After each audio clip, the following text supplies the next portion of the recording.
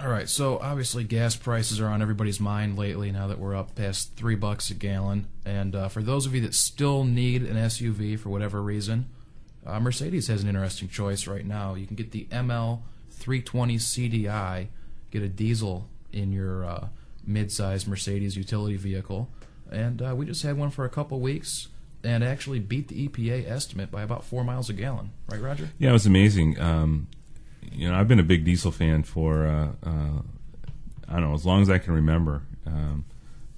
Growing up on a farm around tractors and stuff, you can kind of see the benefits to diesel back then. But that was back when diesel fuel was, 17 cents a gallon. I mean, this is slightly more advanced now. Huh? Yeah, times have changed. This is it was almost a relative of crude oil, too. Exactly, right. And they've gotten a lot better. And I don't understand. If I was in the market for an SUV and particularly looking at sort of a higher end SUV, this would be the one. I mean, in some ways, I think it's almost criminal that some of the U.S. manufacturers aren't offering a diesel in their SUVs as well, because right off the bat you get almost a 30% fuel savings, and you're not giving up that much either. I don't think so. I really don't. I mean, with Mercedes, Mercedes has done the right thing too as far as pricing it. I mean, they're trying to generate a market for this car too, or this truck, whatever you want to call it.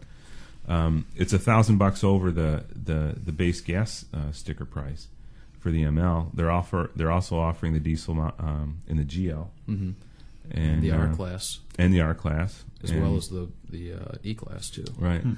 So yeah, and it's it's a terrific engine. You get it's really good low end torque. It's really good for pulling away. I mean, we average 27.5 miles per gallon, and no one around here is known for a light foot. No. So smooth, quiet. It's smooth, refined. It's quiet, and yeah, I drove the thing 1,100 miles in about 32 hours, someplace in there, and it was great. The problem was you almost fall asleep at the end of the 600 and some miles when that first tank of fuel is running low. It's so quiet and smooth in there that you got to pull off and sleep anyway because Yeah, that or empty the bottles you've been collecting.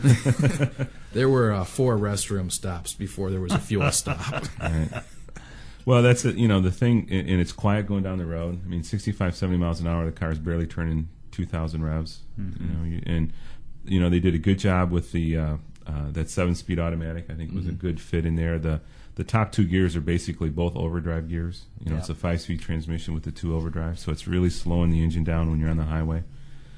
No, I don't see a downside to that vehicle as long as you live in an area. Well, actually, you can't get it in 5 states in the U.S. You can only, it's only 45 state legal right now.